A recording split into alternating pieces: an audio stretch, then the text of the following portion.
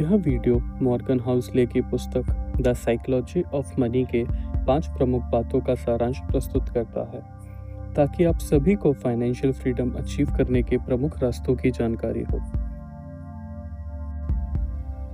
Video शुरू करने से पहले मैं जानना चाहूँगा, क्या आपने रोनाल्ड रीड की कहानी सुनी है? वह चौकीदार जिसकी 2014 में मृत्यु के वक्त $8 मिलियन की सेविंग थी। जी हाँ, आपने सही सुना, $8 मिलियन। और उसने ना तो कोई लॉटरी जीती थी और ना ही उसे पैसे विरासत में मिले थे। उसने जीवन भर लगातार बचत की और कंपाउंडिंग को अपना काम करने दिया।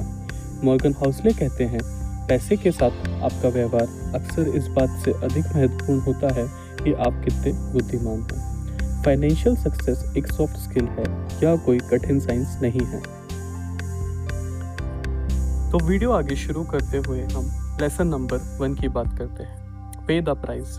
मान लें आपको एक नई घड़ी लेनी है। आप वास्तव में एक ऐसी चीज़ लेने की तलाश में हैं जो आपके दोस्तों को प्रभावित करे। आप तुरंत ही अपना कार्ड निकालेंगे और उस चीज़ को ले लेंगे। मुद्दा यह है कि आप जानते हैं नई घड़ी खरीदने के लिए आपको एक कीमत, एक शुल्क देना पड़ेगा, और निवेश के साथ भी कुछ ऐसा ही है। इसकी भी एक कीमत है। उसमें से एक है high risk high return portfolio.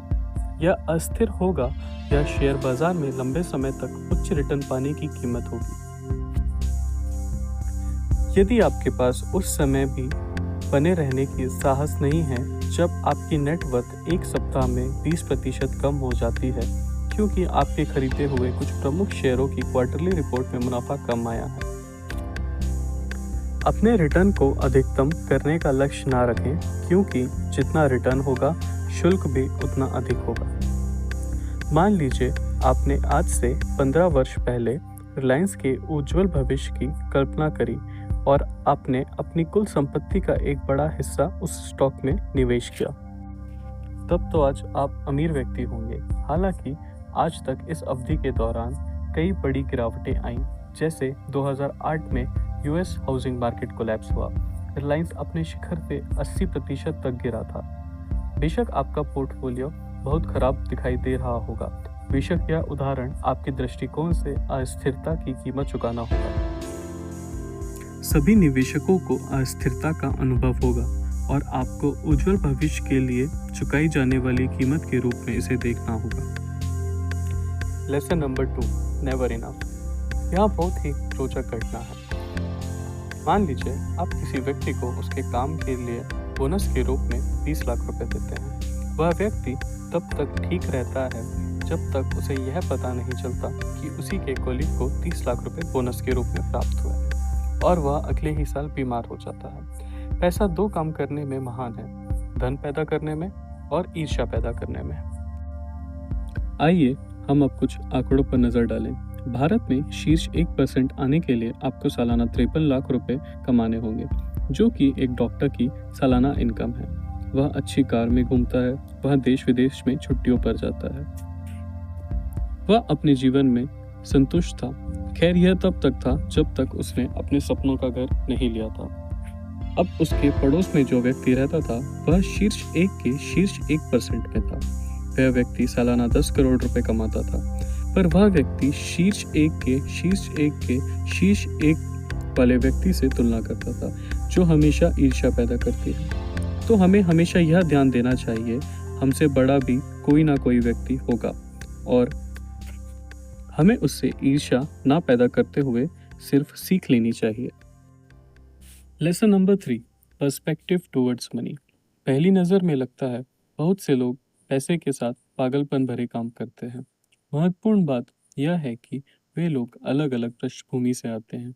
उनका बचपन अलग अलग होता है, अलग अलग माता पिता, अलग अलग जीवन का अनुभव और अलग अलग शिक्षाएं होती हैं।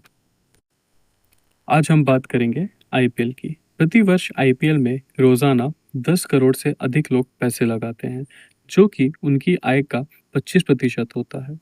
पर जो व्यक्ति यह कार्य करते हैं, अक्सर उनके शिक्षा की कमी होती है या उनके पास अच्छा करियर नहीं होता। वे कुछ पैसों से अपना सपना पूरा करना चाहते हैं, तो हमें अपना ज़्यादा से ज़्यादा समय पैसे बचाने में देना चाहिए, ना कि किस्मत आजमाने में। Lesson number 4, unforeseen event like कोविड-19 और यूएस हाउसिंग मार्केट कोलैप्स। यह सभी घटनाएं थी जिन्होंने हमारे समाज को एक आकार दिया है। इसका वित्तीय बाजार पर बहुत बड़ा प्रभाव पड़ा है और इनका पूर्व अनुमान लगाना असंभव है। नासिम तलीब इन घटनाओं को ब्लैक सॉन कहते हैं। यह एक आपदा है। कल्पना करें, आप एक दिन बाजार में मूल्य का लगभग एक चौथाई हिस्सा खो दें। क्या आप उन व्यक्ति में से हैं जो चिल्लाएं, या फिर आप तूफान का सामना करने में सक्षम होते हैं? शायद अतिरिक्त सोचते हैं और मार्केट में और पैसे लगाते हैं। यह एक दिलचस्प तथ्य है। अगर आप निफ्टी 50 में पिछले 20 सालों में पैसे इन्वेस्ट करते तो आपके पैसे 290% का रिटर्न प्राप्त होता। इस सीख का नैतिक पक्ष यह है कि आपदा के लिए आपको खुद को मानसिक रूप से और आर्थिक रूप से तैयार रहने में सक्षम रहना चाहिए। Lesson number 5, never be greedy. अगर मैं आपको बोलूं कि इस साल के आखिरी में बाजार गिरेगा और या तो कोविड-19 के नए स्ट्रेन के बारे में कुछ बताऊं, तो शायद आप उत्सुक होते। हम सभी जानते हैं कि निराशावादी व्यक्ति बुद्धिमान लगता है और आशावादी की तुलनात्मक रूप से भोला लगता है। जब सीधे तुलना की जाती है या एक दूसरे के खिलाफ तौला जाता है, तो नुकसान लाभ से अधिक होता है।